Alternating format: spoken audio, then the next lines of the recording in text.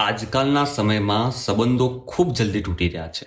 કારણ એ જ છે કે લોકો પાસે સમય તો છે, પણ એમના માણસ માટે નથી. પહેલાના સમયમાં ઝઘડા થતા, પણ સંબંધો એ ક્યારે નહોતા તૂટતા.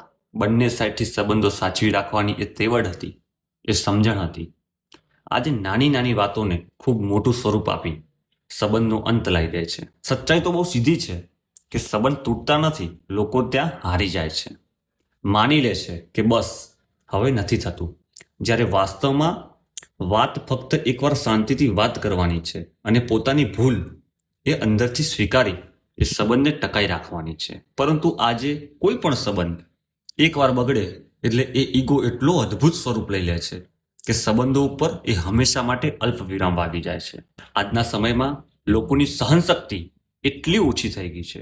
એક નાની ક્ષમા સૂચિ, એક નાની ઝપકી અને એક નાનકડું સ્મિત એ ઘરના હજારો તણાવ એ દૂર કરી દે છે. સંબંધ કોઈ પણ એ પરફેક્ટ નથી હોતો, પણ બે માણસ પરફેક્ટ રીતે નિભાવવાવાળા હોવા જોઈએ. અને જો એવા માણસ હોય ને તો આખું જીવન સુંદર બની જાય છે.